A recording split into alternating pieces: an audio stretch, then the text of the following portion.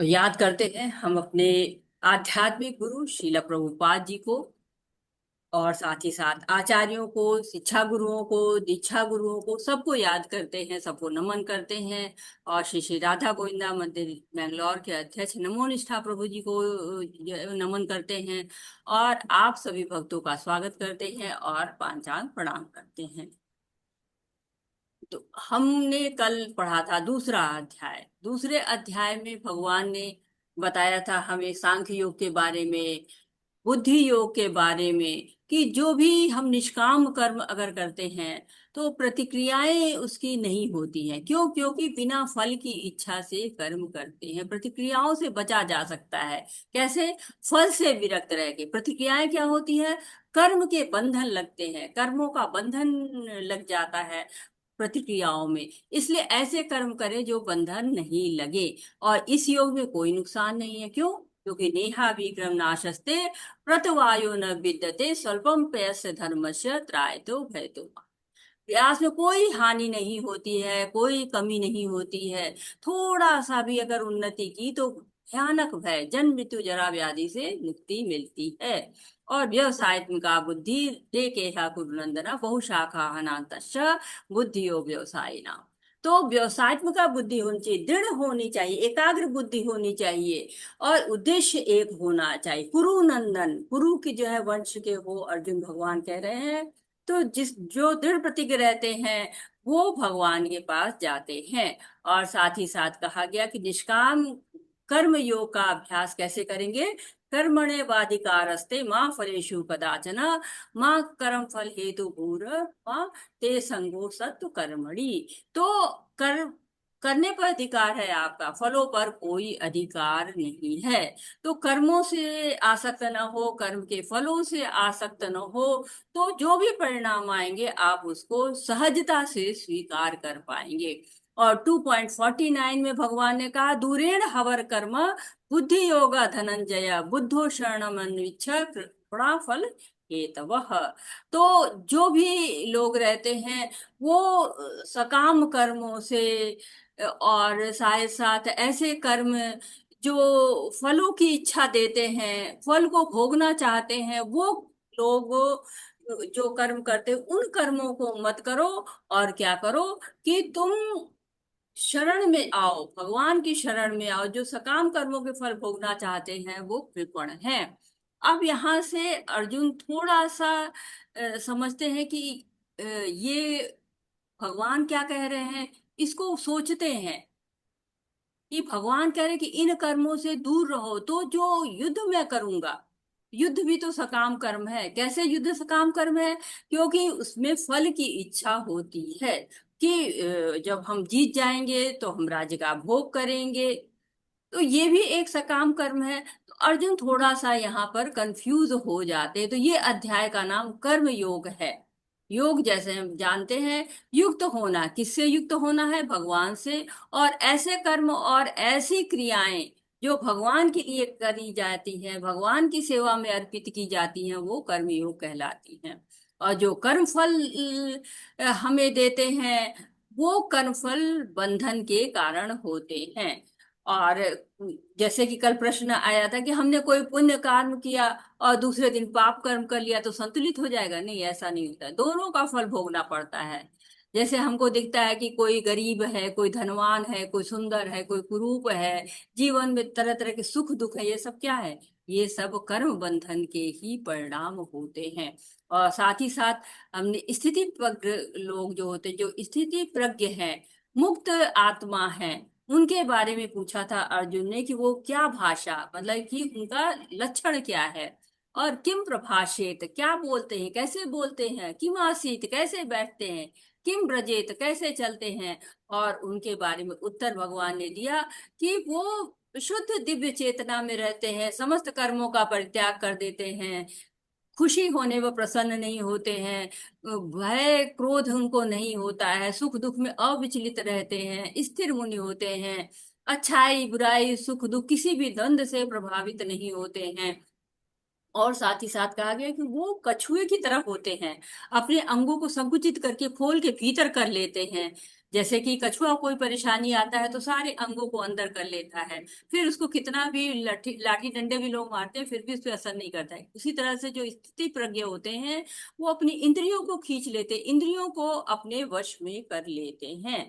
और उत्तम रस का जिसे अनुभव हो जाता है, विषया विनिवर्तते निराहारस्य देहिना रसवर्ज्य रसोपस्य परम दृष्टवा निवर्तते। उत्तम रस का जब अनुभव हो जाता है तो वो अ, कभी भी नीचे के जो रस होते हैं उनका भोग नहीं करना चाहिए। और साथ ही साथ पतन के कारण बताए गए थे कि ध्याय तो विषयान पुंस संगस्तेषु पजायते संगात संजायते काम कामात क्रोधाभिजायते क्रोधादि भवति सम्मोह सम्मोह स्मृति भ्रमम स्मृति भ्रंशाद बुद्धिनाशो बुद्धिनाशात प्रणश्यति। तो पहले इंद्रिय विषयों का चिंतन होता है, फिर उसमें आसक्ति आती है, फिर कामनाएं बढ़ती हैं, फिर क्रोध आता है, क्रोध से मोह होता है, मोह से स्मरण शक्ति का ह्रास होता है, फिर बुद्धि नष्ट होती है और अंत में पतन हो जाता है। तो हमें स्थिति प्रज्ञ बनना है। जो स्थिति प्रज्ञ लोग होते हैं वो अहंकार रहित और ममता रहित इंद्रिय तृप्ति की इच्छाओं से रहित शांति को प्राप्त करते हैं। जैसे समुद्र होता है एकदम स्थिर रहता है, चाहे कितनी भी नदियां उसमें आके गिरती हैं लेकिन वो बिल्कुल स्थिर रहता है। निरंतर जो है इच्छाएं हमारे अंदर आती रहती हैं लेकिन वो उससे प्रभावित नहीं होता है। तो इस अध्याय को कर्म योग कहा गया है। इस अध्याय में हम क्या क्या पढ़ेंगे? इस अध्याय में हम पढ़ेंगे कि अर्जुन को भ्रम होता है। पहला और दूसरा श्लोक भ्रम का होता है कि त्याग करें या कर्म कार्य करें। और तीसरे से 9वें श्लोक तक निष्काम कर्म योग के बारे में बताया कि निष्काम कर्म अर्जुन ज्ञान योग से अच्छा है। और 10वें से 16वां जो श्लोक है वो हमको कर्म कांड से कर्म योग तक की यात्रा कराता है। और 17 से 35 तक के श्लोक हमको बताते हैं कि निष्काम कर्म योग ही उत्तम है। और 36 से 43 तक के श्लोक बताते हैं कि महानतम शत्रु काम पर विजय प्राप्त करना चाहिए हमें। तो ये हमारा जो कर्म योग का अध्याय है ये इस तरह से चलता है। और शुरुआत करते हैं हम इसको कि दीजिए माता जी, किसी को पढ़ने को दीजिए। हरे कृष्णा। हरे कृष्णा माता जी। हरे कृष्णा। ज्ञानेश प्रभु जी आप श्लोक पढ़िए। आशा कालरा माता जी आप अनुवाद पढ़िए। हरे कृष्णा। हरे कृष्ण माता जी। ओम श्री परमात्मने नमः। अथ तृतीय अध्यायः। अर्जुन उवाच ज्यायसि चेत् कर्मणस्ते मता बुद्धिर्जनार्दन तत्किं कर्मणि घोरे मां नियोजयसि केशव। हरे कृष्ण। हरे कृष्णा जी। अर्जुन ने कहा, हे जनार्दन, हे केशव, यदि आप बुद्धि को काम कर्म से श्रेष्ठ समझते हैं तो फिर आप मुझे इस घोर युद्ध में क्यों लगाना चाहते हैं। हरे कृष्णा जी। हरे कृष्णा। तो क्या कह रहे हैं कि ये अर्जुन जो है संशय कर रहे हैं कि क्या करूं मैं। निष्काम कर्म का मतलब तो होता है कि कर्म फल का त्याग कर देना। तो त्याग करूं या कार्य करूं? तो अर्जुन का प्रश्न है कि कार्य करना चाहिए अथवा त्याग कर देना चाहिए। तो अर्जुन इस बात को पूछ रहे हैं कि मुझे क्या करना चाहिए, युद्ध छोड़ देना चाहिए कि या युद्ध के फल को छोड़कर युद्ध करना चाहिए। तो अर्जुन कर, हे जनार्दन, जनार्दन मीन्स जनता का हित करने वाले, हे केशव यानी कि संशय को समाप्त करने वाले। केशी नाम का एक घोड़ा था ना, भगवान उसको मार देते हैं क्योंकि वो भगवान को मारने के लिए भेजा गया था। तो केशी नाम के असुर का वध किया था उन्होंने। तो भगवान यहाँ पर बता रहे हैं कि बुद्धि योग का अर्थ, जो उन्होंने पिछले अध्याय में दूसरे अध्याय में बताया था कि बुद्धि बुद्धि योग का अर्थ होता है कि भक्ति योग। और यदि सकाम कर्म करते हैं, अपने स्वार्थ के लिए कर्म करते हैं, उससे श्रेष्ठ है वो बुद्धि योग। तो अर्जुन समझ रहे हैं कि मुझे तो भगवान सकाम कर्म करने पड़े हैं क्योंकि युद्ध से तो राज्य का भोग मिलेगा। तो उसमें मुझे क्यों लगाना चाहते हैं? भक्ति श्रेष्ठ है तो मैं क्यों करूं, मैं युद्ध क्यों करूं, मैं भक्ति ही करने लगूं। तो वो समझ नहीं पा रहे हैं कि मुझे क्या करना चाहिए, भक्ति करना चाहिए या भौतिक जगत का व्यवहार यानी कि युद्ध करना चाहिए। तो साधारणतः लोग समझते हैं कि जो कृष्ण भावनामृत है उसको जड़ता है। वो जो लोग कृष्ण भावनामृत में होते हैं वो निष्क्रिय होते हैं, कोई कर्म नहीं करते हैं। लेकिन कहने कृष्ण भावनामृत जड़ता नहीं है, एकांत में नहीं जाना है, भगवान की सेवा करना है, प्रसादम ग्रहण करना है, हर कार्य भगवान के लिए करना है। ऐसा जो है वो भगवान ने हमको दूसरे अध्याय बताया है। लेकिन यहाँ पर अर्जुन अभी भ्रमित हैं, इसलिए कह रहे हैं कि मुझे सीधे सीधे बताइए कि मैं घोर युद्ध क्यों करूं, ये सतो सकाम कर्म है, मुझे तो कृष्ण भावनामृत होना है। हरे कृष्ण। हरे कृष्ण। व्यामिश्रेणेव वाक्येन बुद्धिं मोहयसीव मे तदेकं वद निश्चित्य येन श्रेयोहमाप्नुयाम्। हरे कृष्ण। आपके व्याम मिश्रित अनेकार्थ उपदेशों से मेरी बुद्धि मोहित हो गई है, अतः कृपा करके निश्चय पूर्वक मुझे बताएं कि इनमें से मेरे लिए सर्वाधिक श्रेष्ठ कर क्या होगा। हरे कृष्ण जी। हरे कृष्ण। तो भगवान ने सांख्य योग बता दिया, बुद्धि योग बता दिया, बुद्धि निग्रह बता दिया, बुद्धि द्वारा इंद्रिय निग्रह बता दिया, निष्काम कर्म योग बता दिया।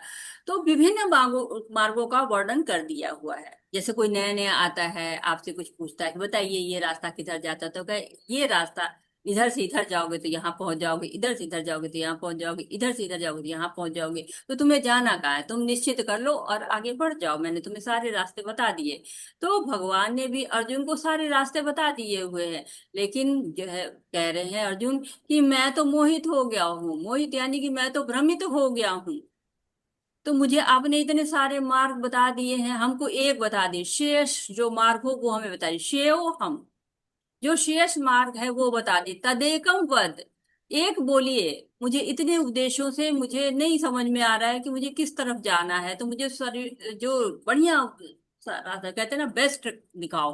कहीं भी जाते हैं हमको बेस्ट कार्य करना है। तो एक तरह से भगवत गीता के रहस्य है ये, विभिन्न तरह की सारी बातों को अर्जुन को बताते हैं, बहुत अच्छी तरह से समझाते हैं। लेकिन अर्जुन भी एकदम अच्छा शिष्य, शरणागत शिष्य नहीं, जो अच्छा हो, जो आप कहेंगे वो मैं कहूँ मुझे अच्छा है, वो आप हमको बता दीजिए, मुझे यही करना है। तो शेषकर वर्ड बहुत बार आया, आप देख रहे हैं पहले दूसरे तीसरे अध्याय में शेषकर वर्ड का अर्जुन प्रयोग करते हैं। तो वो यानी चाहिए कि नहीं नहीं बस काम चल जाए अभी का बता दीजिए, नहीं शेषकर बता दीजिए। हरे कृष्ण।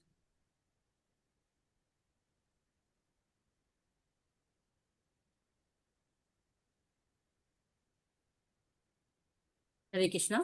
मेरी आवाज आ हरे रही? कृष्णा प्रभु। हाँ आ पढ़िए। रही है माता। पढ़िए माता जी। प्रभु जी आप। जी माता जी। श्रीभगवानुवाच लोकेऽस्मिन् द्विविधा निष्ठा पुरा प्रोक्ता मया नघ ज्ञानयोगेन साङ्ख्यानां कर्मयोगेन योगिनाम्। हरे कृष्ण। श्री भगवान ने कहा, हे निष्पाप अर्जुन, मैं पहले ही बता चुका हूँ कि आत्म साक्षात्कार प्रयत्न करने वाले दो प्रकार के पुरुष होते हैं। कुछ इसे ज्ञान योग द्वारा समझने का प्रयत्न करते हैं, तो कुछ भक्ति में सेवा के द्वारा। हरे कृष्ण जी। हरे कृष्ण। तो भगवान क्या कर रहे हैं, भगवान का शब्द आ रहा है कि हे निष्पाप अर्जुन, मयानक, तुम अनग हो, तुम निष्पाप हो। तो मैं तुमको पहले ही बता चुका हूं कि भगवान तक पहुंचने के दो मार्ग हैं। एक क्या है, ज्ञान योग, ज्ञान योग के द्वारा पहुंच सकते हैं आत्मा और शरीर का ज्ञान। भगवान कपिल ने जो देवहूति को, जो ऋषि के पुत्र थे, उन्होंने सांख्य योग सुनाया और आत्मा और शरीर के विश्लेषण के माध्यम से, उस ज्ञान के माध्यम से अपनी माता देवहूति को जो है वो मुक्ति प्रदान की। दूसरा मार्ग होता है कि कृष्ण की संतुष्टि के लिए कर्म करना, कृष्ण भावना भावित कर्म करना। तो वो कर्म क्या करता है, शुद्धि प्रदान करता है। तो भक्ति योग पूरी तरह से कृष्ण पर ही आश्रित है, क्योंकि कृष्ण ही उसका सेंटर है, कृष्ण ही उसका केंद्र है। इसलिए कहते हैं कि कृष्ण भावना मृत कर्म करना चाहिए। हरे कृष्णा। हरे कृष्ण।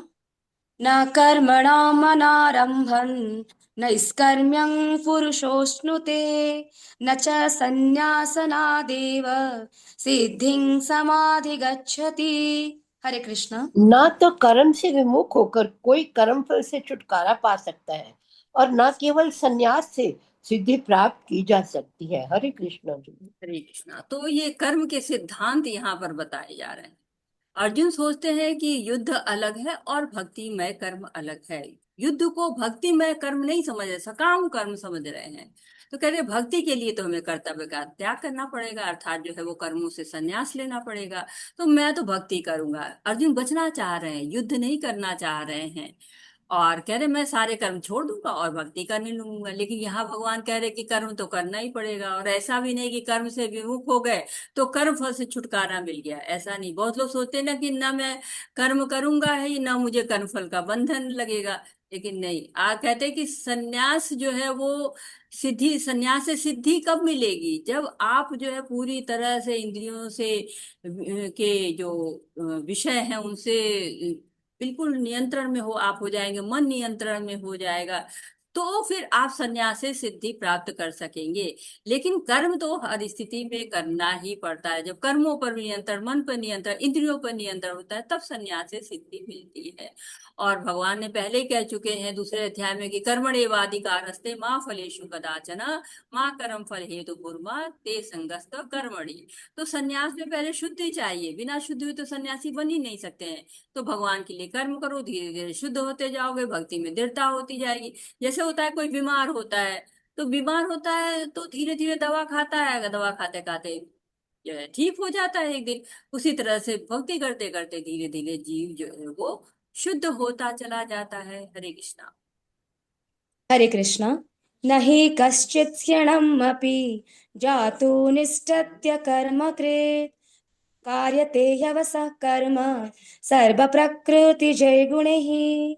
हरे कृष्ण। प्रत्येक व्यक्ति को प्रकृति से अर्जित गुणों के अनुसार विवश होकर कर्म करना पड़ता है। अतः कोई भी एक क्षण भर के लिए भी बिना कर्म किए नहीं रह सकता। हरे कृष्ण जी।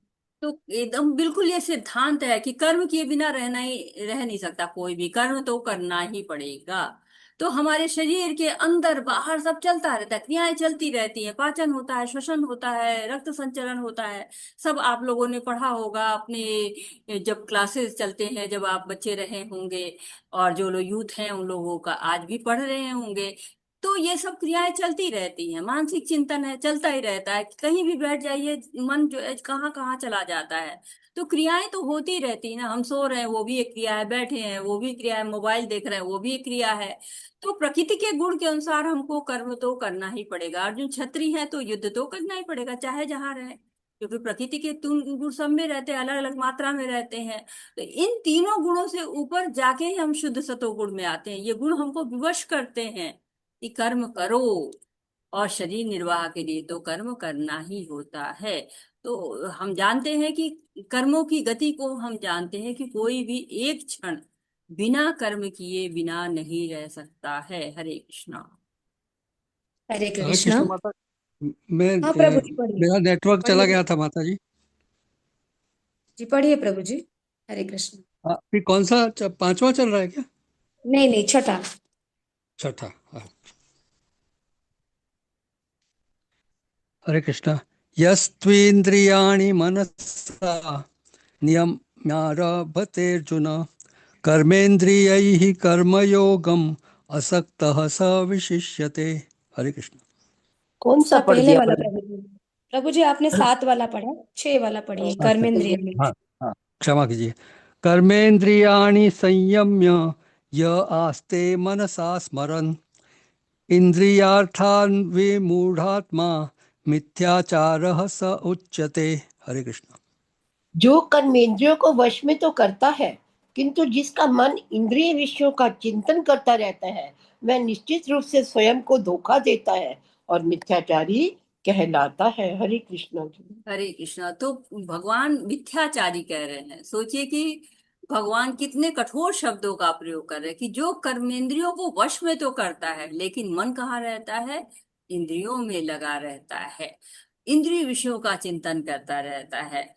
अब ऐसे लोगों को मिथ्याचारी, तो झूठ बोलने वाले कहा गया है एक तरह से, कि दिखावा करते हैं, धर्माचरण का कुछ लोग दिखावा करते हैं कि आज हम व्रत हैं और आज हम तप कर रहे हैं, लेकिन मन घूमता रहता है कि क्या खा ले क्या पी ले, आज बना है रख दीजिए कल खा लेंगे, क्यों? मन भोग में लगा रहे। तो ऐसे लोग को क्या कहा गया? इंद्रियाचारी।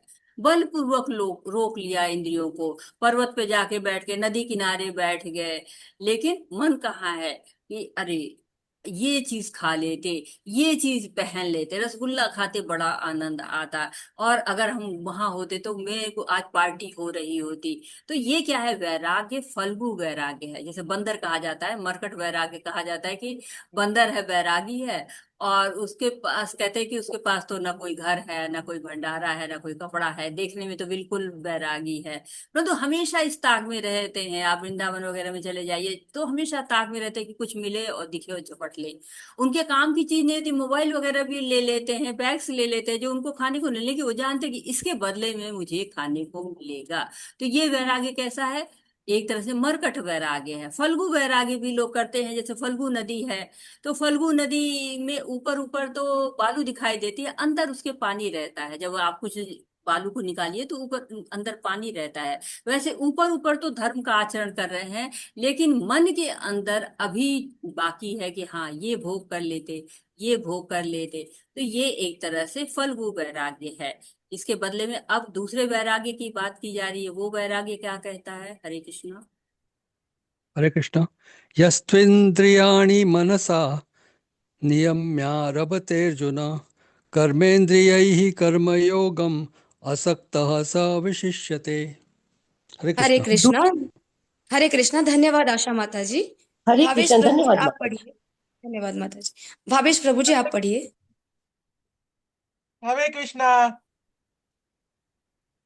दूसरी ओर यदि कोई निष्ठावान व्यक्ति अपने मन के द्वारा कर्मेंद्रियों को वश में करने का प्रयत्न करता है और बिना किसी आसक्ति के कर्मयोग कृष्ण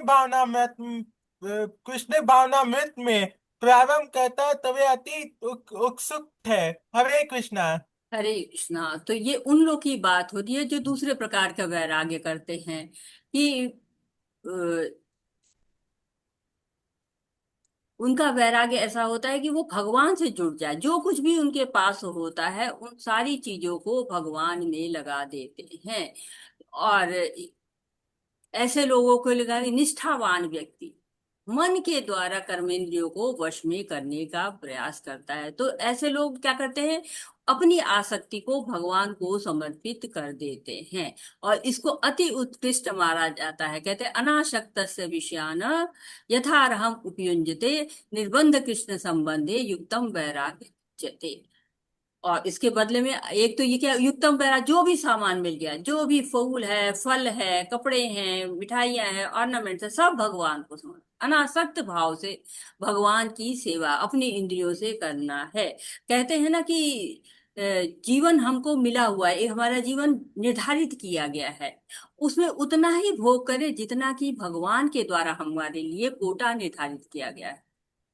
ईशोपनिषद में कहा गया है, दूसरा मंत्र है वहां पे, कुर्वन्नेह कर्माणि जिजि विच्छन्ति समा एवं तपि नान्यते तंडित न कर्म लिप्यते नरः।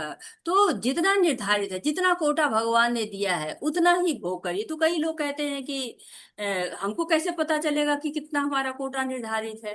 तो जब जैसे हमारे हम भोजन करते हैं, प्रसादम पाते हैं, तो हमारा पेट बताता है ना कि अब भर गया है, अब नहीं खाओ। लेकिन उसके ऊपर भी खाते जाते हैं तो वो क्या है, कोटा से ऊपर खाते जाते हैं।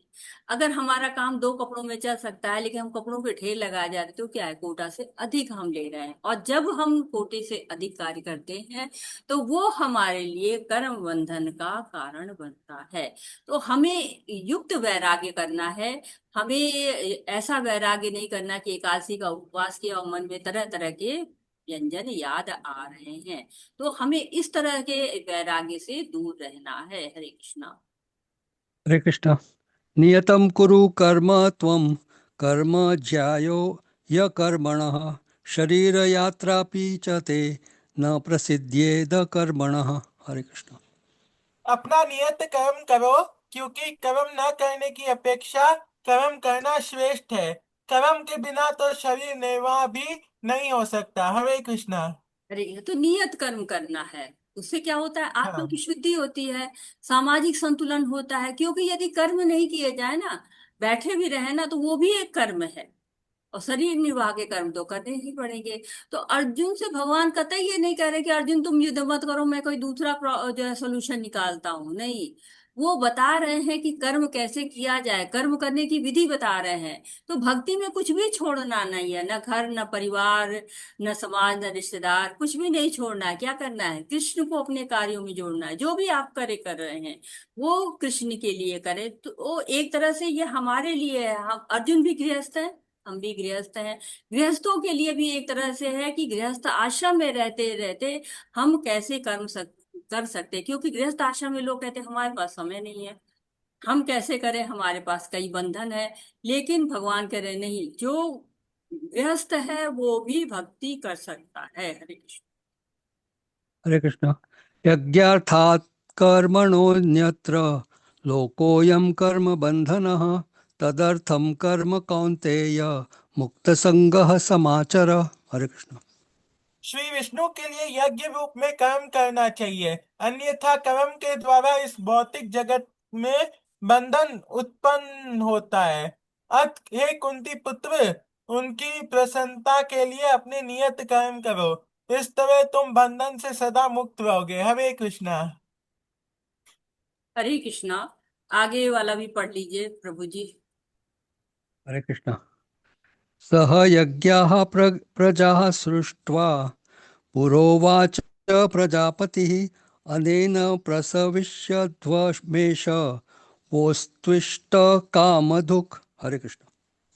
सृष्टि के प्रारंभ में समस्त प्राणियों के स्वामी प्रजापति ने विष्णु के लिए यज्ञ सहित मनुष्यों तथा देवताओं की संतानियों को रचा, और उसने कहा तुम इस यज्ञ से सुखी रहो, क्योंकि इसके करने से तुम्हें सुख पूर्वक रहने तथा मुक्ति प्राप्त करने के लिए समस्त वांछित वस्तुएं प्राप्त हो सकेगी। हरे कृष्णा।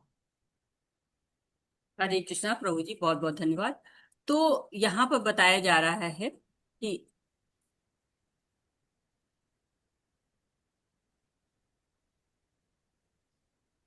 श्री विष्णु के लिए यज्ञ के रूप में कर्म करना चाहिए। तो श्री विष्णु के लिए जो भी आप कर्म कर रहे हैं वो विष्णु के लिए कर्म करना चाहिए, नहीं तो क्या होगा? बंधन होगा।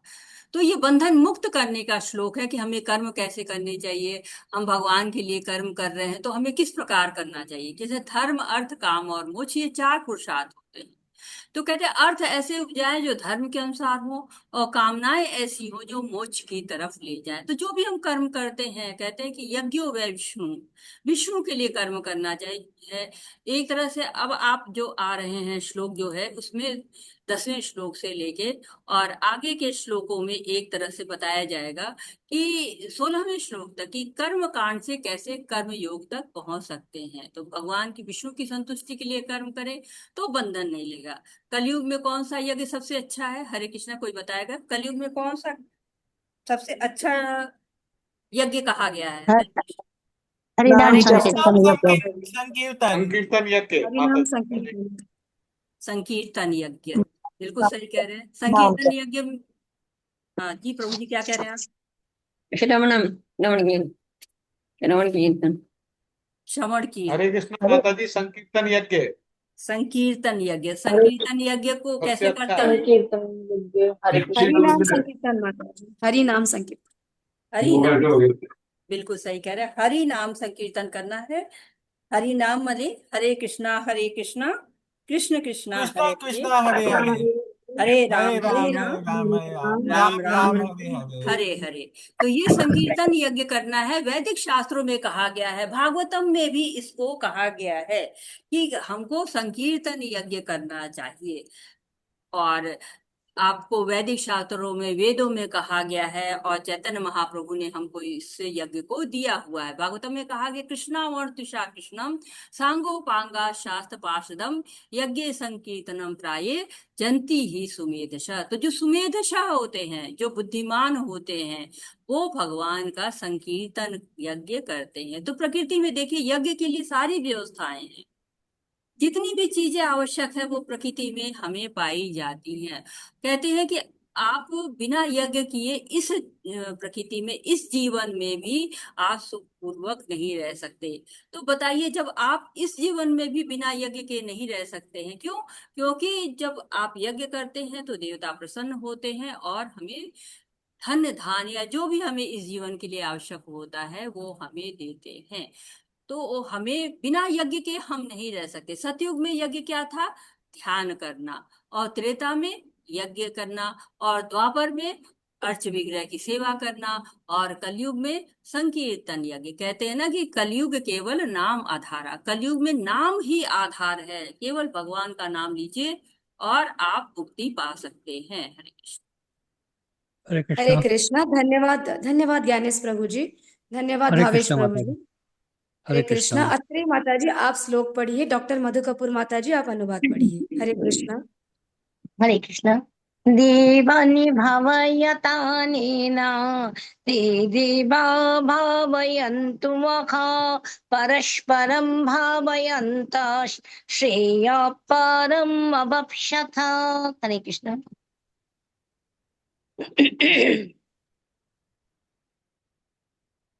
हरे हरे कृष्णा कृष्णा। माता जी। मधु कपूर पढ़िए माता जी। धन्यवाद, आपने पठन का अवसर दिया मुझे। यज्ञों के द्वारा प्रसन्न होकर देवता तुम्हें भी प्रसन्न करेंगे और इस तरह मनुष्यों तथा देवताओं के मध्य सहयोग से सबों को संपन्नता प्राप्त होगी। हरे कृष्णा। हरे कृष्णा। तो देवतागण पार्षद हैं भगवान के। एक तरह से आप कह रहे मैनेजमेंट संभालते हैं वो। हर जीव को जो भी आवश्यकताएं होती हैं, वायु की आवश्यकता है, भोजन की आवश्यकता है, देवताओं को नियुक्त किया गया है। एक तरह से वो बीच में कड़ी का कार्य करते हैं। अगर देवता प्रसन्न होंगे तो मनुष्य को आवश्यक वस्तुएं प्रदान, तो देवता प्रसन्न होंगे, मनुष्य को आवश्यक वस्तुएं प्रदान करेंगे। तो इंद्र वर्षा के देवता हैं, सूर्य प्रकाश के देवता हैं, और पवन के भी देवता है। हर डिपार्टमेंट के अलग अलग देवता हैं। तो जब हम यज्ञ करते हैं तो वो संतुष्ट होते हैं और हमें सारी वस्तुएं प्रदान करते हैं, जिससे हमें संपन्नता होती है। पृथ्वी अन्न प्रदान करती है, वायु हवा प्रदान करती, वायु के जो देवता हैं हवा प्रदान करते हैं, वायु प्रदान करते हैं, सूर्य के देवता प्रकाश प्रदान करते हैं। मौसम बदलता है, आप देखते हैं उन्हीं के कारण। और आप आजकल देखिए कि मौसम किस तरह से अलग अलग दिशाओं में जा रहा है। पहले मौसम दूसरा था, आजकल मौसम दूसरा हो रहा है। भूकंप कहीं आ रहा है, कहीं बाढ़ आ रही है। क्यों? क्योंकि ईशावास्य सिद्धांत का पालन नहीं हो रहा है। ईशावास्य सिद्धांत क्या है कि जितना कोटा निर्धारित है उतना ही उपयोग करिए, आवश्यकता से ज्यादा उपयोग मत करिए। और अन्यथा क्या होगा? आप बंधन में पाएंगे। कहते ईशावास्यम इदम सर्वम यत् किंता जगत्याम जगत तेन तक्तेन भुंजिता माग्ध कस्य स्वित धनम। और एक चीज हम लोग हमेशा कहते हैं कि अगर एक बोरा अनाज रख दिया जाए तो बंदर एक मुट्ठी खाएगा, गाय दो तीन मुंह बार मुंह मार देगी, चिड़िया कुछ दाना खा लेगी, लेकिन मनुष्य आता है तो पूरा बोरा उठा के चल लेता है। ये क्या है? लोभ है।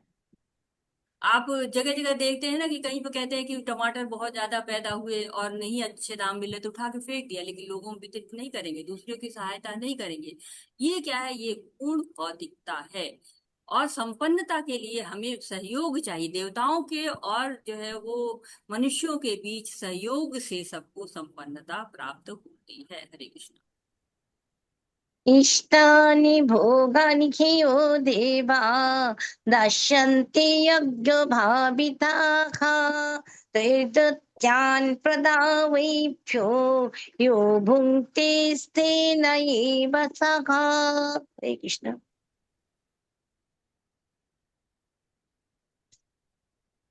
हरे कृष्ण माता जी। हरे कृष्णा। हरे मधु कृष्णा। कपूर माता श्लोक जी पढ़िए जी माता जी। माता जी, अभी आपका ये आया इसके लिए पढ़ रही थी।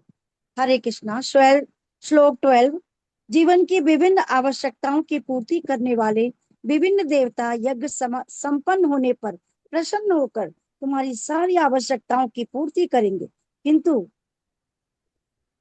किंतु जो इन उपहारों को देवताओं को अर्पित किए बिना भोगता है वो निश्चित रूप से चोर है। हरे कृष्णा। हरे कृष्णा। तो यहाँ पे चार बातें की गई हैं। एक तो पहली बात है कि देवता यज्ञ के द्वारा प्रसन्न होते हैं। दूसरी बात है कि जब प्रसन्न होते हैं देवता तो वो भी मनुष्यों को प्रसन्न कर देते हैं। और तीसरी बात है कि एक दूसरे को प्रसन्न करके ही परम सिद्धि मिलती है। और चौथी बात है कि जब व्यवस्था का पालन करते हैं, नियमों का पालन करते हैं तो सबका लाभ होता है।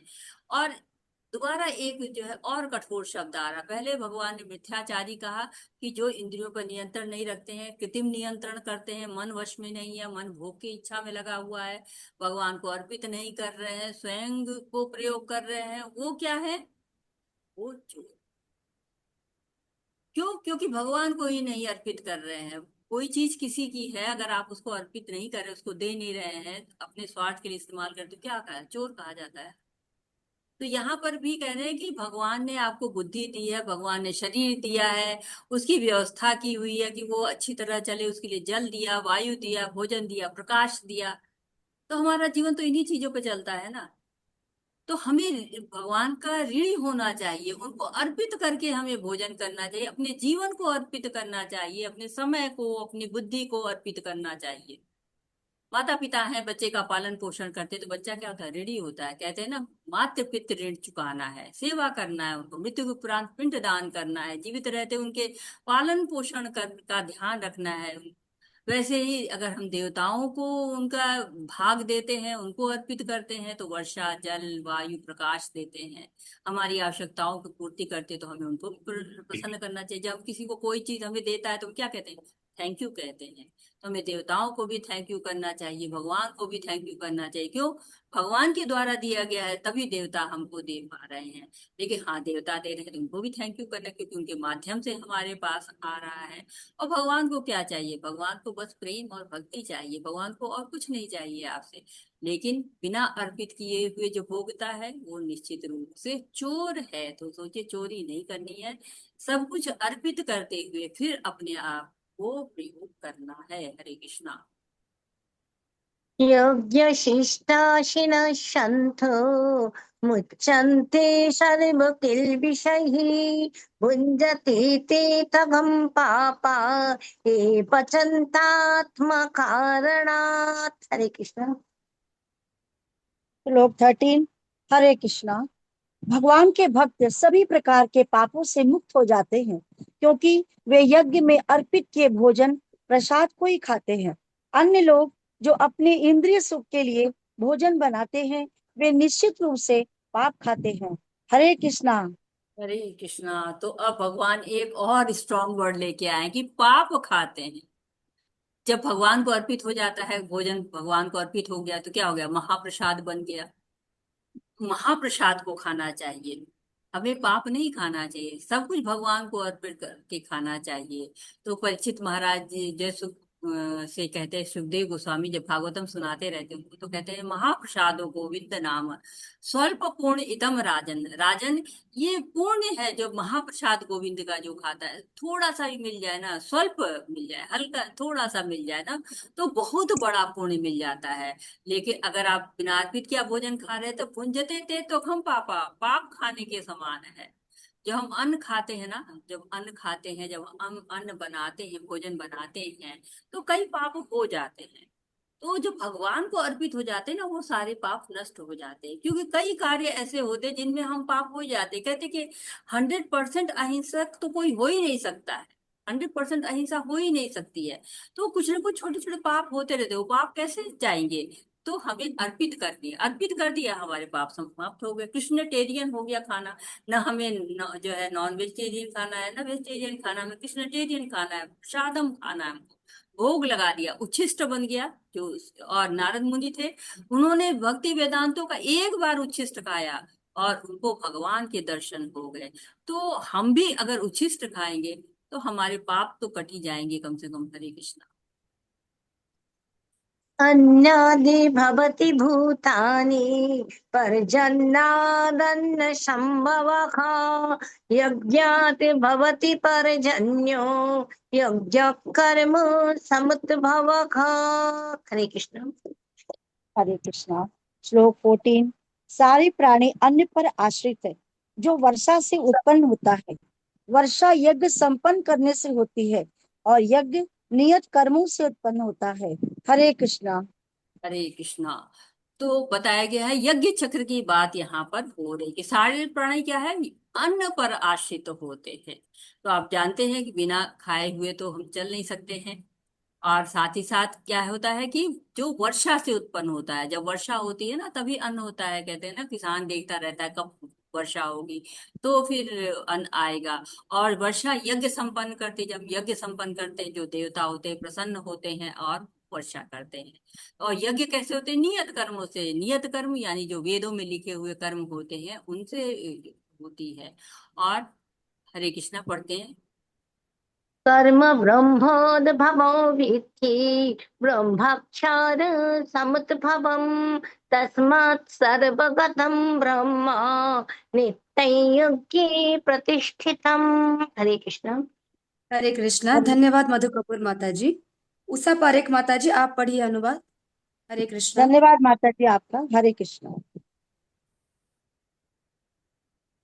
हरे कृष्णा हरे माता जी। हरे कृष्णा सभी। पढ़िए माता। वेदों में नियमित कर्मों का विधान है और ये वेद साक्षात श्री भगवान अर्थात परम ब्रह्म से प्रकट हुए हैं। फलतः सर्वव्यापी ब्रह्म यज्ञ कर्मों में सदा स्थित रहता है। हरे कृष्ण। हरे कृष्ण। तो नियत कर्म कहाँ से होते हैं? नियत कर्म वेदों में लिखे हुए। कैसे पता चलेगा कौन सा कर्म है? तो वेदों में लिख गया है। और वेद कहाँ से आए हैं? भगवान से आए हुए हैं। और कहते हैं कि सर्वव्यापी जो ब्रह्म है वो यज्ञ कर्म में स्थित होता है। तो हमें क्या करना है?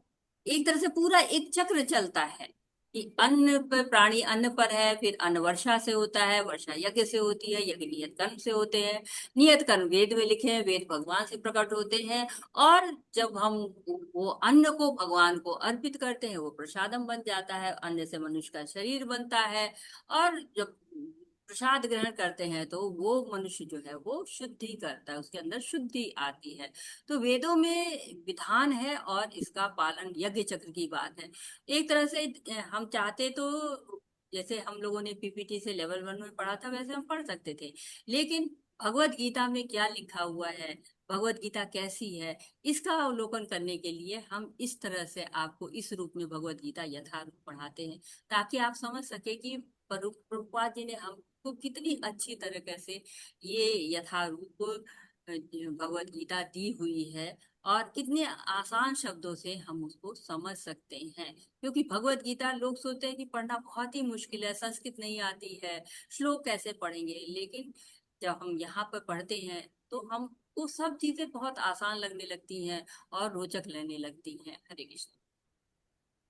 एवं प्रवर्तितं चक्रं नानुवर्तयति हयः अघोरेन्द्रिया रामो मुखं पार्थ सजीवति। हरे कृष्ण। हरे कृष्णा। हे प्रिय अर्जुन, जो मानव जीवन में इस प्रकार वेदों द्वारा स्थापित यज्ञ चक्र का पालन नहीं करता वह निश्चय ही पाप में जीवन व्यतीत करता है। ऐसा व्यक्ति केवल इंद्रियों की तुष्टि के लिए व्यर्थ ही जीवित रहता है। हरे कृष्णा। हरे कृष्णा। तो पहले बताया गया कि यज्ञ करने से संपन्नता आती है। अब बता रहे हैं कि जो यज्ञ कर चक्र का पालन नहीं करेगा वो पाप में जीवन व्यतीत कर रहा है। क्यों? क्योंकि यज्ञ करने से शुद्धियां होती हैं, वातावरण शुद्ध होता है, जीव शुद्ध होता है, घर पवित्र होता है। कहते हैं कि वेदों में कहा गया है कि आहार शुद्ध सत्व शुद्ध, शुद्धो ध्रुव स्मृति, स्मृति लंबे सर्वग्रंथम विभो विप्रमोक्षः। तो जब हमारा आहार शुद्ध हो जाता है, हमारी तो उससे हमारी स्मृति शुद्ध हो जाती है, बुद्धि शुद्ध हो जाती है। और आजकल क्या कहते हैं, आजकल का नारा है कि खूब कठोर परिश्रम करो, खूब आनंद करो, इंजॉयमेंट, इंजॉय करो, इंजॉय करो। इस दर्शन की यहाँ पर निंदा की गई। क्या कहा गया? यज्ञ चक्र का अनुसरण करो, कर्म फल से बचने के लिए वेदों के निर्देश का पालन करो। क्योंकि वेद कहाँ से आए हैं? भगवान से प्रकट हुए हैं। और जो भगवान की वाणी का पालन करता है उससे क्या होता है? देवता प्रसन्न होते हैं, सब प्रदान करते हैं, धरती अन्न उपजाती है, जलाशय जल से भर जाते हैं, सही समय पर वर्षा होती है, भूकंप नहीं आते हैं, प्रकृति की जो कहते हैं कि विचलित होती है प्रकृति, विचलन नहीं आता है उसमें। इसलिए कहा गया है कि नहीं, हमें यज्ञ चक्र का अनुसरण करना, उसका पालन करना है। यस्तात्मरतिरेव सात् आत्मतृप्तश्च मानवः आत्मन्येव च सन्तुष्टात् तस्य कार्यं न विद्यते। हरे कृष्ण। हरे कृष्णा। किंतु जो व्यक्ति आत्मा में ही आनंद लेता है तथा जिसका जीवन आत्म साक्षात्कार युक्त है और जो अपने में ही पूर्णतः संतुष्ट रहता है, उसके लिए कुछ करणीय अर्थात कर्तव्य नहीं होता। हरे कृष्णा। हरे कृष्णा। तो ऐसा नहीं है कि वो कुछ करता ही नहीं है, कहते कुछ करनी कर्तव्य नहीं होते, ऐसा नहीं, कुछ करता ही नहीं है। वो भौतिक जगत के लिए कुछ नहीं करता है। किसके लिए करता है? भगवान के लिए करता है, आध्यात्मिक जगत के लिए करता है। इस भौतिक जगत के लिए वो कोई भी प्रयास नहीं करता है। और कहते हैं कि आत्मा में ही आनंद लेता है। कौन? जो जिसका जीवन आत्म साक्षात्कार से। तो ब्रह्म भूता प्रसन्नात्मा न शोचती न कांक्षति, हमेशा प्रसन्न रहता, कोई शोक नहीं। भगवान के प्रेम का आस्वादन मिल गया, हायर टेस्ट मिल गया, अब लोअर टेस्ट उसको भाता ही नहीं है। हरे कृष्ण। नैव तस्य कृतेनार्थो नाकृति नेह कश्चन न चास्य सर्वभूतेषु कश्चिदर्थ व्यपश्रयः। हरे कृष्ण। स्वरूप सिद्ध व्यक्ति के लिए न तो अपने नियत कर्मों को करने की आवश्यकता रह जाती है, न ऐसा कर्म न करने का कोई कारण ही रहता है। उसे किसी अन्य जीव पर निर्भर रहने की आवश्यकता भी नहीं रह जाती है। हरे कृष्णा। हरे कृष्ण। तो स्वरूप सिद्ध व्यक्ति का यहाँ पर वर्णन हो रहा है कि जो स्वरूप सिद्ध है वो तो उसकी तृप्ति हो गई, भगवान के प्रेम से तृप्त है, वो सर्व इंद्रिय तृप्त होए, कोई भी उसको असंतुष्टता रही नहीं गई है, उसको कोई नियत कर्म करना ही नहीं है। लेकिन वो निष्क्रिय नहीं होता है, भौतिक सुखों के लिए कर्म नहीं करता, कृष्ण के लिए कर्म करता रहता है। और उनकी जो भौतिक आवश्यकताएं हैं वो समाप्त तो हो चुकी रहती हैं। तो उस किसी अन्य जीव पर निर्भर रहने की आवश्यकता भी नहीं रह जाती। क्यों? क्योंकि उसको भौतिक सुख चाहिए नहीं। भौतिक सुखों के लिए हमको अन्य लोगों पर निर्भर रहना होता है। लेकिन जो स्वरूप सिद्ध व्यक्ति है वो आत्माराम हो जाते हैं, आत्मा में ही रमण करते रहते हैं। हरे कृष्ण। तस्मादशक्तः सततं कार्यं कर्म समाचर अशक्तो सचरन् कर्म परमाप्नोति पुरुषः। हरे कृष्णा। धन्यवाद। धन्यवाद उषा पारेख माता जी। अनुकंपा माता जी, आप अनुवाद पढ़िए। हरे कृष्णा। हरे कृष्ण माता जी, दंडवत प्रणाम। अतः कर्म फल में आसक्त हुए बिना मनुष्य को अपना कर्तव्य समझकर निरंतर कर्म करते रहना चाहिए, क्योंकि अनासक्त होकर कर्म करने से उसे पर ब्रह्म परम की प्राप्ति होती है। हरे कृष्ण माता जी। हरे कृष्णा। तो कह रहे हैं कि परम ब्रह्म की प्राप्ति कैसे होगी? तो वो अनासक्त रह गए होते। जब कर्म में आसक्ति नहीं रह जाती है, भगवान को संतुष्टि के लिए ही वो कर्म करता रहता है, स्वयं संतुष्ट होता रहता है। जैसे पत्नी होती है, पति के लिए बच्चों को भोजन बनाती है, पति के लिए बच्चों के लिए, और संतुष्ट जब वो हो जाते हैं तो स्वयं भी संतुष्ट हो जाती है। पत्नी को पता चल जाता है बच्चे संतुष्ट हुए कि नहीं, पति संतुष्ट हुए नहीं। वैसे भक्त को भी पता चल जाता है कि भगवान उसकी सेवा से संतुष्ट होते हैं। तो मैं मेरा इसका भाव समाप्त हो जाता है। मैं मेरे लिए चाहिए, मुझे चाहिए, इस तरह की कोई भी इच्छा रह नहीं जाती है। हरे कृष्णा। कर्मण्यैव हि संसिद्धिम् अस्थिता जनकादयः लोकसंग्रहमेवापि सम्पश्यन् कर्तुमर्हसि। हरे कृष्ण। जनक जैसे राजाओं ने केवल नियत कर्मों को करने से ही सिद्धि प्राप्त की, अतः सामान्य जनों को शिक्षित करने की दृष्टि से तुम्हें कर्म करना चाहिए। हरे कृष्ण। तो यहाँ बता रहे हैं, उदाहरण के रूप में बता रहे हैं कि देखिए, जनक जैसे राजा ने, महापुरुषों का जो है वो आचरण सभी लोग करते हैं। तो जनक जो है महाराज थे, राजा थे, और फिर भी उन्होंने नियत कर्म किए और परम लक्ष्य को प्राप्त किया। तो भगवान अर्जुन से कह रहे हैं कि जिस कर्म को तुम घोर कर्म समझ रहे हो ना, युद्ध तुम्हें घोर कर्म कर लग रहा है, उसी से तुम्हें लक्ष्य की प्राप्ति होगी। तो युद्ध रूपी कर्म तुम्हारे लिए आवश्यक है, यही तुम्हारे लिए मुक्ति का कारण बनेगा। तो राजा जनक महाजनों में से एक है, उनका उदाहरण दे रहे हैं। यदि जदाचरति शिष्टस्तत्तदीभितरो जनः स प्रमाणं कुरुते लोकस्तादनुवर्तते। हरे कृष्ण। महापुरुष जो जो आचरण करता है सामान्य व्यक्ति उसी का आचरण आचरण अनुसरण करते हैं। वह अपने अनुसरणीय कार्यों से जो आदर्श प्रस्तुत करता है संपूर्ण विश्व का अनुसरण करता है। हरे कृष्ण माता। हरे कृष्णा। तो महापुरुष जो आचरण करते हैं, महापुरुषों के आचरण का ही लोग अनुसरण करते रहते। कहते हैं ना, यथा राजा तथा प्रजा। तो पहले राजा जनक का उदाहरण दिया भगवान ने, अब कह रहे हैं कि कृष्ण भावनामृत कर्म करने के लिए कोई बाध्यता नहीं।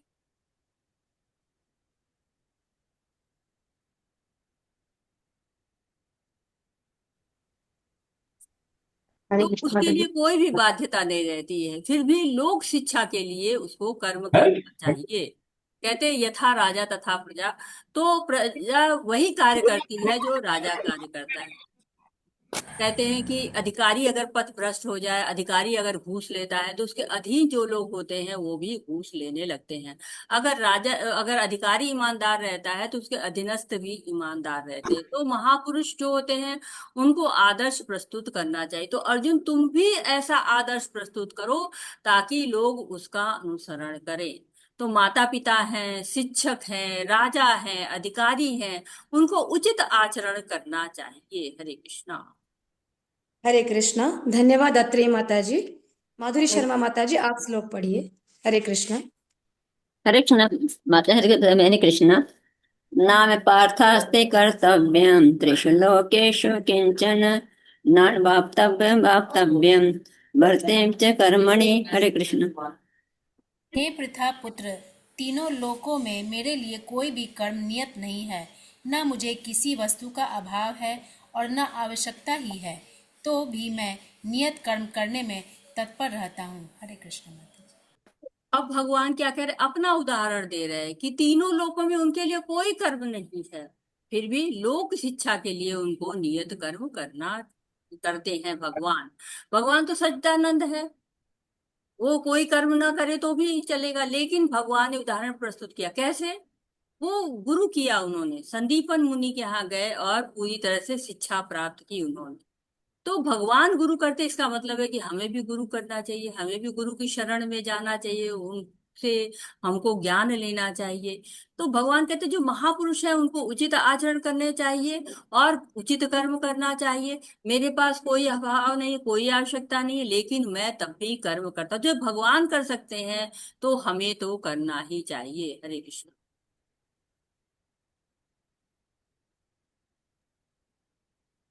हरे कृष्णा। माता जी, आप म्यूट है। माधुरी शर्मा माता जी। कृष्ण माता जी। हरे कृष्ण।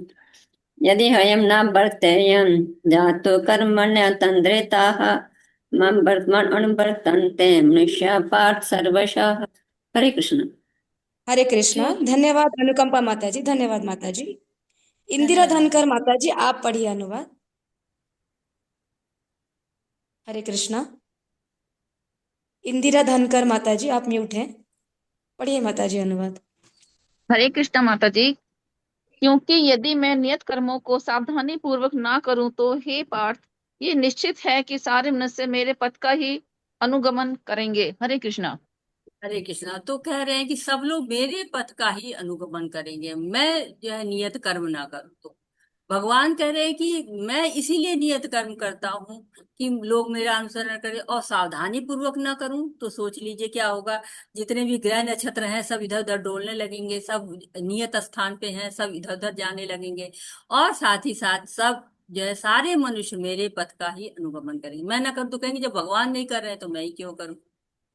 अगर आप देखते हैं कि कोई कार चला रहा है, जा रहे हाईवे पे लोग जाते हैं बड़ी तेजी से, जरा सी झपकी लाते हैं और विनाश हो जाता है। भगवान जरा सा निद्रा में कर ले तो क्या हो जाएगा, सूर्य पृथ्वी के निकट आ जाए, पृथ्वी आग का गोला बन के रह जाएगी।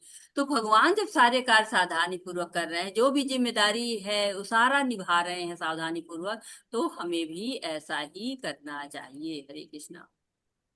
उत्सीदेर इमे श्लोकाः न कुर्याम् कर्म चेदहं शङ्करस्य च कर्ता स्याम् उपमान्य इमाः प्रजाः।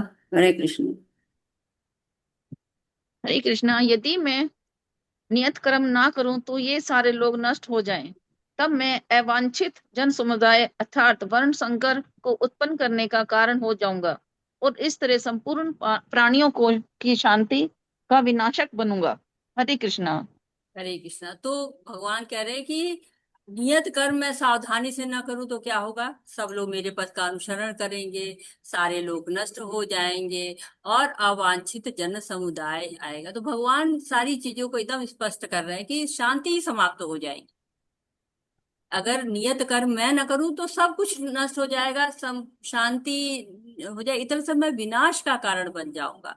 तो भगवान बता रहे हैं कि अगर सावधानी पूर्वक कार्यों को न किया जाए तो विनाश का कारण बनते रहते। तो भगवान को कोई कर्म करने की आवश्यकता नहीं, फिर भी भगवान कर रहे हैं। क्यों कर रहे हैं? हमारे लिए कर्म कर रहे हैं। कहते हैं ना कि लोग मेरे पथ का अनुसरण करेंगे, मम वर्तना अनुवर्तते, भगवान के मार्ग का लोग अनुसरण करेंगे। और करना भी चाहिए क्योंकि भगवान है वो। एक बार कृष्ण बलराम काम्या वन में खेल रहे थे, छुपम छुपाई खेल रहे थे। कृष्ण और बलराम छुप जाते हैं, दिखते नहीं है। लेकिन कृष्ण और बलराम छुप ही नहीं पाते हैं, उनको छुपना बहुत ही मुश्किल होता है। क्यों? क्योंकि एक तो उनके चरण चिन्ह होते हैं जिनके पीछे पीछे सब ढूंढ लेते हैं। दूसरी बात क्या है, सारे जो पेड़ होते हैं जहां कृष्ण पहुंचे एकदम फूल फलों से लद जाते हैं, तो छिप ही नहीं पाते हैं। तो उनके पद चिन्ह हर जगह दिखाई पड़ते रहते हैं। हमारे लिए भी भगवान ने पद चिन्ह छोड़े हुए हैं। कैसे?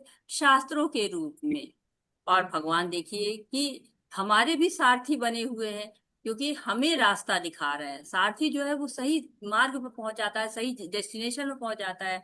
हमें भी जो है वो भगवान भगवत गीता दी है, उन्होंने वेद शास्त्र दिए हुए हैं, जिससे हम सही डेस्टिनेशन पर, सही गंतव्य पर पहुंच सके। हरे कृष्णा। हरे कृष्ण। तथा कर्मण्य विद्वांसाः यथा कुर्वन्ति भारत कुर्यात् विद्वांसः तथा सत्तश्च चिकीर्षुषु लोक संग्रहम्। जिस प्रकार अज्ञानी जन फल की आसक्ति से कार्य करते हैं, उसी तरह विद्वान जनों को चाहिए कि वे लोगों को उचित पथ पर ले जाने के लिए अनासक्त रहकर कार्य करें। हरे कृष्णा। तो अनासक्त रहकर कार्य करें, विद्वान जनों को चाहिए। तो जो विद्वान हो जाते हैं वो उचित पथ को जानते हैं। और कहते हैं कि पिछले 3 श्लोक से भगवान लगातार जो है वो कर्म करने में सावधानी की बात कर रहे हैं। अब आगे के 2 श्लोकों में कृष्ण भावनामृत में सावधानी रखने का परामर्श दे रहे हैं अर्जुन को। तो 2 तरह के लोगों का वर्णन है, एक आसक्त है, दूसरा अनासक्त है। दोनों बस इच्छा का अंतर है।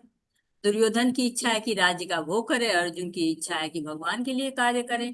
तो ये इच्छाएं हमें मार्गदर्शन करती हैं। जब हमारी इच्छा कैसी होती है वो हमें उस मार्ग की तरफ ले जाती है जो उचित मार्ग होता है। अज्ञानी आसक्त होता है भोगों में, और जो ज्ञानी होते हैं वो भगवान में आसक्त होते हैं। कृष्ण। हरे हरे कृष्ण। न बुद्धि भेदम जनित ज्ञानानां कर्म संगीनां योषयेत सर्व कर्माणि विद्वान युक्त समाचरण। हरे कृष्ण। हरे कृष्ण। विद्वान व्यक्ति को चाहिए कि वे सकाम कर्मों में आसक्त अज्ञानी पुरुषों को कर्म करने से रोके नहीं, ताकि उनके मन विचलित न हो, अपितु भक्ति भाव से कर्म करते हुए वह उन्हें सभी प्रकार के कार्यों में लगाएं, अर्थात जिससे कृष्ण भावना अमृत का कर्मिक विकास हो। हरे कृष्णा। जो विद्वान होते हैं ना, जिनको जानकारी होती है, वो क्या करते, कमियां निकालते, ऐसे करो वैसे करो, इधर कर दिया उधर कर दिया। तो ये टोका टोकी करते रहते हैं। और उससे जो ज्ञान नहीं है, जो अभी मार्गदर्शन जिसको नहीं मिला हुआ है, वो विचलित हो जाएगा। तो इसे कहते हैं कि नहीं ऐसा मत करो। प्रभुपाद जी का उदाहरण लीजिए, वो हिप्पियों को कहे कि हरे कृष्ण महामंत्र गाओ, अब वो सुर बेसुर चाहे जिधर ही हो गा रहे हैं।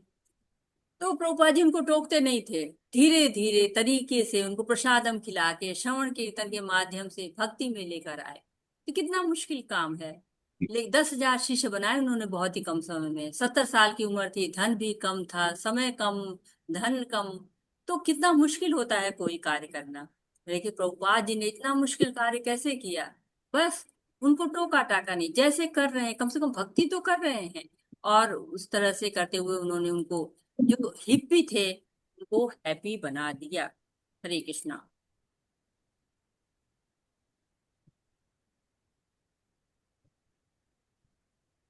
हरे कृष्ण।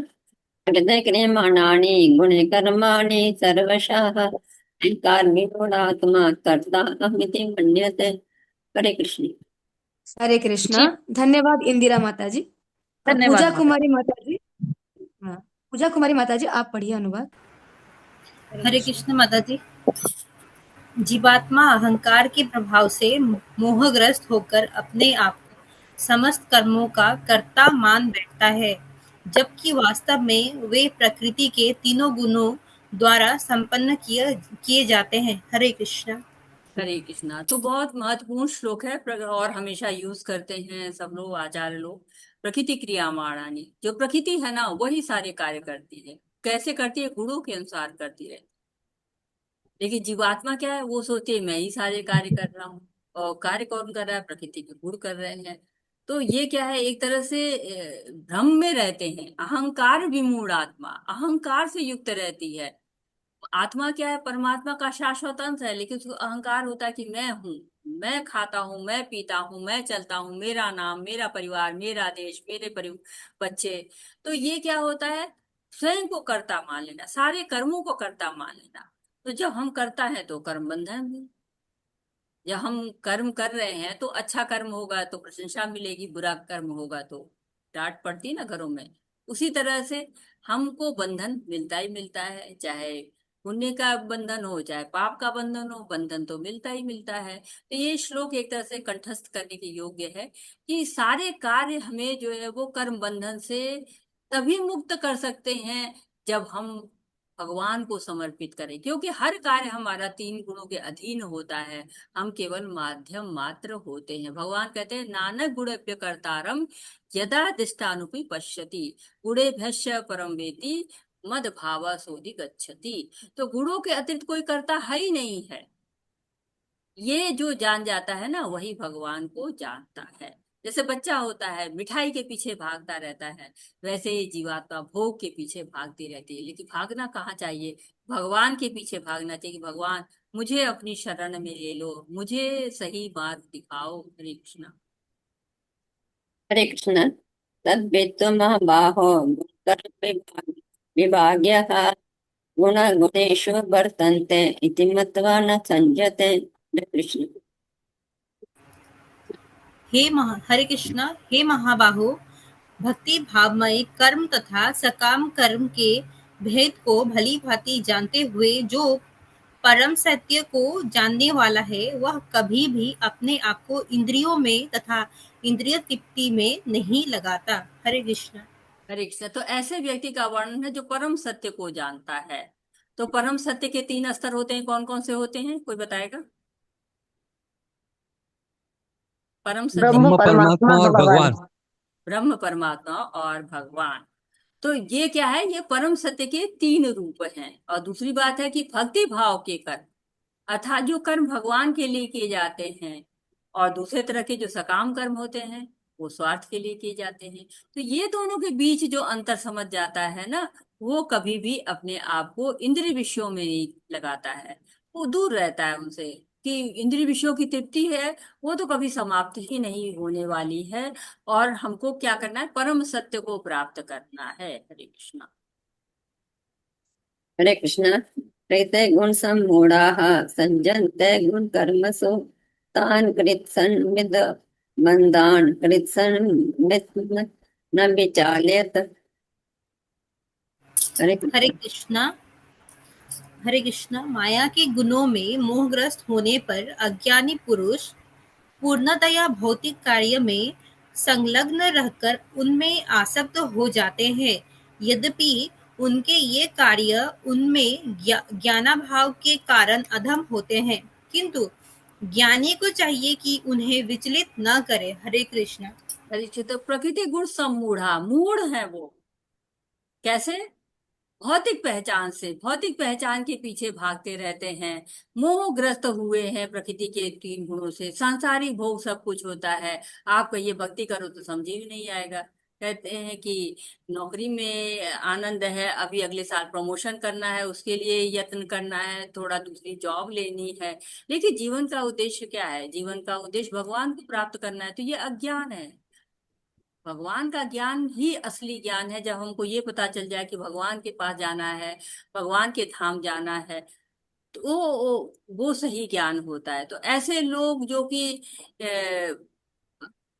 ज्ञानी नहीं हैं, तो ज्ञानी वालों को चाहिए कि उनको विचलित नहीं करे, वो जो कार्य कर रहे हो वो करने दें, क्योंकि वो ज्ञानाभाव में है, ज्ञान है ही नहीं है, इस कारण वो इस तरह का आचरण कर रहे हैं। हरे कृष्ण। वै सर्वाणि कर्माणि अन्यचेतसा निराशि निर्ममो भूत्वा युद्धस्मे गद्यवरः। हरे कृष्ण। हरे कृष्ण। अतः हे अर्जुन, अपने सारे कार्यों को मुझ में समर्पित करके मेरे पूर्ण ज्ञान से युक्त होकर लाभ की आकांक्षा से रहित, स्वामित्व के किसी दावे के बिना तथा आलस्य से रहित होकर युद्ध करो। हरे कृष्ण। हरे कृष्णा। तो भगवान कह रहे हैं कि जो लोग को ज्ञान नहीं है, अज्ञानी है, उनको विचलित न करके ऐसा आचरण करना चाहिए कि आप प्रेरणा बने, आपके आचरण को देख के उनको लगे कि हाँ, मुझे भी ऐसा करना चाहिए। तो ये श्लोक प्रभुपाद जी कहते हैं कि भगवत गीता का उद्देश्य बताता है क्या? आध्यात्म चेतसा, आत्मज्ञान की चेतना में रह के समस्त कर्मों को भगवान को समर्पित कर देना है। और कहने की न कर्मों से शारीरिक संबंध रखना है, न मानसिक संबंध रखना है। एक तरह से स्ट्रांग वर्ड अर्जुन के लिए यूज कर रहे हैं कि आलस्य मत करो, आलस्य नहीं करना है। कह रहे हैं कि ये तुम्हारे अंदर अगर ये भावना आ रही है कि मैं युद्ध कर रहा हूं, मैं जीतूंगा, तो ये भावना से तुम दूर रहो, भगवान के लिए कर्म करो, भगवान की आज्ञा के लिए कर्म करो। क्योंकि सारे संसाधन कहाँ से मिलते हैं? भगवान से प्राप्त होते। फिर स्वामित्व कैसा? तुम्हारा तो कुछ है भी नहीं। एक बार फैक्ट्री वाला एक आया प्रभुपाद जी के पास, तो उसने कहा कि मेरी फैक्ट्री है। तो कहते कि तुम्हारी फैक्ट्री कैसी है, क्या बनाते हो उसमें? तो कहे कांच का सामान बनाते। तो कहे कांच कहाँ से आया? तो कहे प्रकृति से। तो आपका क्या है? तो वो कहते फिर मैं क्या करूं? कहे नहीं, कुछ दान दो, भगवान में लगाओ, सारा युक्त भगवान में करो। तो जब हम भगवान को आदेश मानते हैं, भगवान की इच्छा के अनुसार कार्य करते हैं, तो वो कार्य हमारा भक्ति हो जाता है। तो आलस्य छोड़ो, युद्ध करो। भगवान ऐसा कर रहे हैं कि युद्ध क्या है? मेरे आदेश है, युद्ध करो, तो मेरे लिए कर्म करो। हरे कृष्णा। हरे कृष्णा। धन्यवाद माधुरी शर्मा माता जी, धन्यवाद पूजा कुमारी माता जी। मैं कृष्ण श्लोक माता पढ़ रही हूँ। जी। धन्यवाद माता जी। मैं श्लोक पढ़ रही हूँ। जलेंद्र प्रताप प्रभु जी, आप अनुवाद पढ़िए। हरे कृष्णा। ये मे मतमिदं नित्यम् अनुतिष्ठन्ति मानवः श्रद्धावन्तो न सूयन्तो मुच्यन्ते तेऽपि कर्मभिः। हरे कृष्णा। हरे कृष्ण माता जी, सबको दंडवत प्रणाम। इधर गुरु सुप्रभात की जय। जो व्यक्ति मेरे आदर्श के अनुसार अपना कर्तव्य करते रहते हैं और विषय रहित होकर इस उपदेश का श्रद्धापूर्वक पालन करते हैं, वे काम कामों के बंधन से मुक्त हो जाते हैं। हरे कृष्ण माता जी। हरे कृष्ण। तो भगवान के आदेशों का दो प्रकार से पालन करना है। एक तो श्रद्धा पूर्वक, कहते हैं श्रद्धावंत, और इच्छा रहित, अनुसूयंत। तो भगवान ने पहले बताया कि युद्ध करो, अब बता रहे हैं कि कैसे करो। की नोट दे दिया उन्होंने। पहले बुलेट पॉइंट दिया कि श्रद्धा से करो, अब की नोट दे रहे हैं कि श्रद्धा से करो, इच्छा से रहित होकर कार्य करो। जैसे सेना में ऑर्डर दिया जाता है ना कि जैसे कह रहे हैं वैसे युद्ध करो, वैसे ही भगवान कह रहे हैं कि भक्ति में स्थित, भक्ति योग में स्थिर रह के कर्म करो। और अगर तुम राग द्वेष से भरे रहते हो तो उससे क्या हानि होती है, ये अब भगवान अगले श्लोक में बताएंगे। हरे कृष्णा। हरे कृष्णा। ये त्वेतद्भ्यासूयन्तो नानुतिष्ठन्ति मे मतम् सर्वज्ञानविमूढांस्तान् विद्धि नष्टं चेतसः। हरे कृष्ण। किंतु जो इच्छावश इन उपदेशों की उपेक्षा करते हैं और इनका पालन नहीं करते, उन्हें समस्त ज्ञान से रहित, दिग्भ्रमित तथा सिद्धि के प्रश्नों में न भ्रष्ट समझना चाहिए। हरे कृष्ण। तो कहते हैं कि जो इच्छा रखते हैं, जिनके अंदर इच्छा रहती है, उसके बारे में बता रहे हैं। तो तीन महत्वपूर्ण जो है शिक्षाएं आपको अब 33 से 35 श्लोक आपको बताएंगे कि जीव अपनी प्रकृति के अनुसार ही कार्य करता है। तो एक शिक्षा बताई गई कि ज्ञानी पुरुष अपनी प्रकृति के अनुसार कर्म करते हैं, और दूसरा बताया कि दो प्रकार का स्वभाव होता है, एक राग द्वेष के साथ स्वभाव होता है, राग द्वेष सहित स्वभाव, दूसरा राग द्वेष रहित स्वभाव, और तीसरा बताया कि प्रत्येक जीव अपनी प्रकृति और स्वभाव से प्रेरित होकर ही कर्म करता है। तो प्रकृति का अगर दमन भी किया जाए तो कुछ भी प्राप्त नहीं होगा। यदि कोई सतुगुणी है तो सतुगुणी में कार्य करेगा, जैसे, या कोई तमोगुणी है तो तमोगुणी में कार्य करेगा। कोई तमोगुणी है, वो सतोगुणी को अपशब्द बोलेगा तो सतोगुणी बदले में अपशब्द नहीं बोलेगा। वैसे ही तमोगुणी कितना भी अच्छा कार्य करना चाहे, उसे होगा ही नहीं, हो चाहेगा बहुत अच्छे अच्छे शब्द बोले तो उसको आएगा ही नहीं। हरे कृष्णा। हरे कृष्ण। सदृशं चेष्टते स्वस्यः प्रकृते ज्ञानवानपि प्रकृतिं यान्ति भूतानि निग्रह किं करिष्यति। हरे कृष्ण। हरे कृष्ण माता जी। ज्ञानी पुरुष भी अपनी प्रकृति के अनुसार कार्य करता है, क्योंकि सभी प्राणी तीनों गुणों से प्राप्त अपनी प्रकृति का ही अनुसरण करते हैं। भला दमन से क्या हो सकता है? हरे कृष्ण। तो कह रहे हैं कि इंद्रिय और इंद्रिय विषयों की अनुकूलता होती है, सब अनुकूल एक दूसरे के अनुकूल होते हैं। जैसे नाक है ना, तो उसका इंद्रिय विषय सूंघना है, तो जैसे फूल के बगीचे में जाएंगे ना, नाक अपने आप से कार्य करने लगी, उसको सुगंध आने लगेगी, उसको विचार आएगा कितनी अच्छी सुगंध है, ये फूल मुझे चाहिए, राग हो गया, आसक्ति आ गई। फूल नहीं प्राप्त हुए तो द्वेष आ गया, विचार आया कि अरे ये क्या है, ये फूल तो मुझे चाहिए था, मुझे क्यों नहीं है। लेकिन भक्त को क्या लगता है कि इतना सुंदर फूल है, अगर मिल जाता तो भगवान को चढ़ा देते, ये क्या हो जाता है, भक्ति हो जाती है। कृष्ण का भाव आते ही कितनी अच्छाई आ जाती है, हमारा शुद्धिकरण होने लगता है। भगवान से जब नजदीकी बढ़ती है ना, तो हम शुद्ध होते चले जाते हैं। दूसरे अध्याय में ही हमको कहा गया था कि राग द्वेष विमुक्तस्ते विषय नेन्द्रियश्चरण आत्मवश्य विधेय आत्मा प्रसादम दिगच्छति। तो समभाव होना चाहिए, न राग होना चाहिए, न ही द्वेष होना चाहिए। हरे कृष्ण। इन्द्रियस्येन्द्रियस्यार्थे रागद्वेषो व्यवस्थितो तैर्नो वसमागच्छेत् तौ ह्यस्य परिपन्थिनो। हरे कृष्णा। धन्यवाद जलेंद्र प्रभु जी। रूमा माता जी आप अनुवाद पढ़िए। माता जी धन्यवाद। हरे कृष्ण। धन्यवाद। हरे कृष्णा माता जी, सादर प्रणाम हरे कृष्ण। सबको।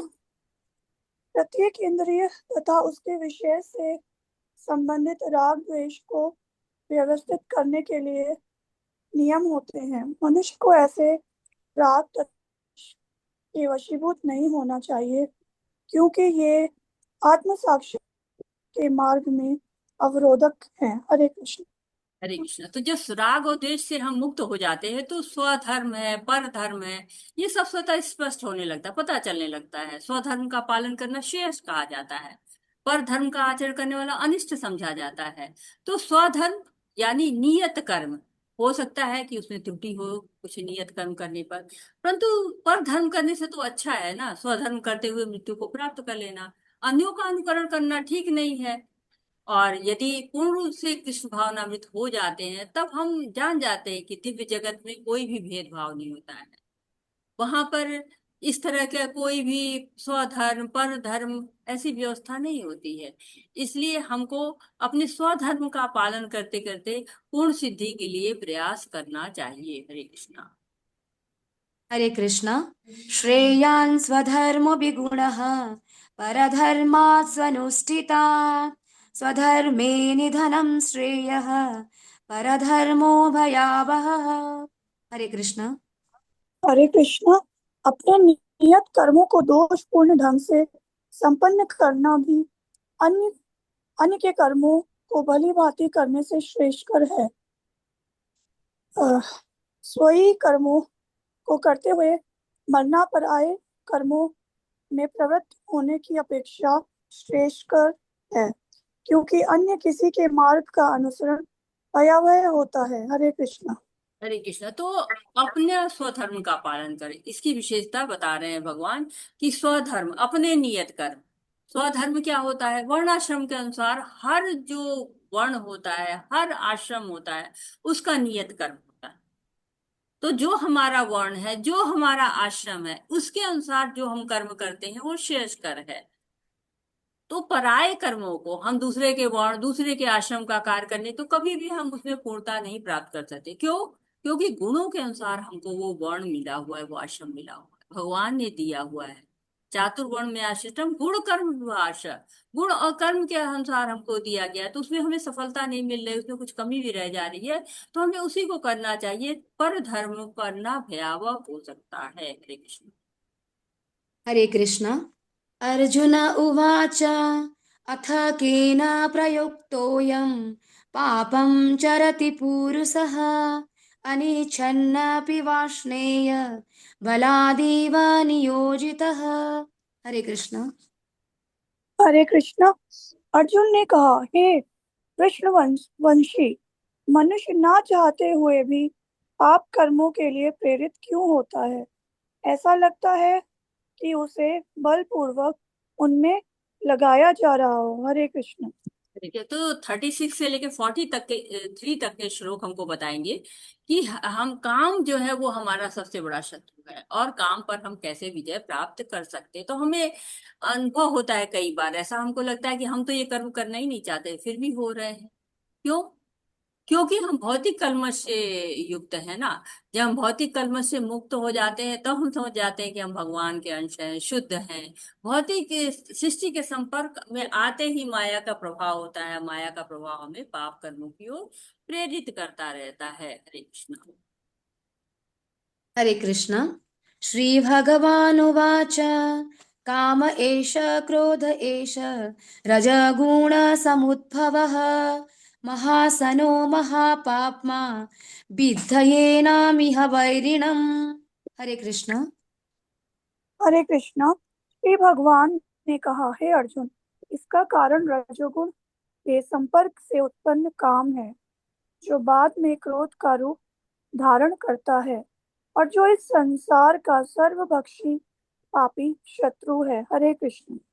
हरे कृष्ण। तो दूसरे अध्याय में भी हम काम क्रोध के बारे में जान चुके हैं। वहां पर कहा गया ना, ध्यायते विषान पुंसा संगस्तेषु पजायते संगात संजायते कामा कामात क्रोधा विजायते।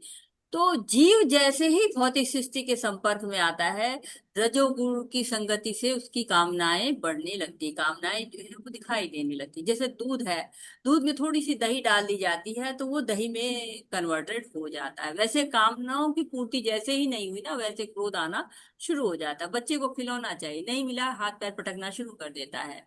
इसीलिए क्या कहा गया है उसको? वैरी कहा गया है। और वैरी जो है महाशनो महापाप, सर्वभक्षी पापी शत्रु है। शत्रु है वो, सर्वभक्षी, साधारण शत्रु नहीं, सर्वभक्षी, सब कुछ भक्ष लेता है, सारा भक्षण कर लेता है। किसकी? बुद्धि का भक्षण कर लेता है, और स्मृति का भक्षण कर लेता है, सर्वनाश हो जाता है। इसलिए कामनाओं पर विजय पाना अत्यंत आवश्यक है। हरे कृष्ण। हरे कृष्ण। धूमेनाव्रियते बह्निः यथादर्शो मलेन च यथोल्बेनावृते गर्भः तथा तेनेदम् आवृतम्। हरे कृष्ण। हरे कृष्णा। जिस प्रकार अग्नि धुएं से, दर्पण धूल से अथवा भ्रूण गर्भाशय से आवृत रहता है, उसी प्रकार जीवात्मा इस काम की विभिन्न मात्राओं से आवृत रहता है। हरे कृष्ण। हरे कृष्णा। तो यहाँ पर आपको लेवल दिए गए हैं कि काम क्या है, मनुष्य के ज्ञान को ढक के अंधा कर देता है। पापी ये जो है, जितने पाप होते हैं उनके गड्ढे में ढकेल देता है। तो 3 स्तर बताए गए। एक तो अग्नि धुएं से, ऐसा जो लेयर होती है, अग्नि धुएं से ढकी रहती है। लेकिन अग्नि पर हवा करते हैं तो अग्नि जलती है, धुएं पर हवा करते हैं तो धुआं जो है वो फैलता जाता है। लेकिन थोड़ा सा प्रयास करें, पंखा थोड़ा सा चला, थोड़ा प्रयास किए तो क्या होता है कि अग्नि जलना शुरू कर देती है, धुआं गायब हो जाता है। तो ऐसे ही मनुष्य की चेतना होती है, जो थोड़ा सा उस पर प्रयास किया जाता है। चेतो दर्पण मार्जना, चित्त के दर्पण को जब थोड़ा सा मल दिया जाता है, थोड़ा सा जो है वो साफ किया जाता है, बिल्कुल जो है वो कहते हैं अग्नि वैसे ही जलती है थोड़े से प्रयास के द्वारा, तो ये मनुष्य की चेतना होती है। और दूसरा दर्पण धूल से जो मध्यम स्तर की चेतना होती है, थोड़ा ज्यादा और ज्यादा जो है वो हो गया है, क्या कहते हैं कि थक गए और आवरण थोड़ा सा और मोटा हो गया, मध्यम स्तर की चेतना है, निकलने के जो चांस होते हैं वो भी मध्यम होते हैं। ये तुलना एक तरह से जानवर की चेतना से की जाती है कि जानवर की जो चेतना होती है वो ऐसी चेतना होती है। तो भगवान का जो पवित्र नाम का संकीर्तन करके हम अपने चित्त को बिल्कुल साफ कर सकते हैं। लेकिन तीसरा जो भ्रूण का आवरण जो होता है, गर्भाशय में जो भ्रूण के आवरण होते हैं, तो गहन काम वासना है, बाहर निकलने की संभावना भी बहुत कम रहती है। जैसे गर्भ में भ्रूण होता है, उसको हिलना डुलना बहुत कठिन होता है, गर्भ इतना ढका रहता है कि उसका अंश भी नहीं दिखता है। वैसे ही जीव अज्ञान में ढका रहता है, उसके अंदर ये विचार भी नहीं आता है कि उसको इस अज्ञान से बाहर निकलना है। हरे कृष्णा। हरे कृष्ण।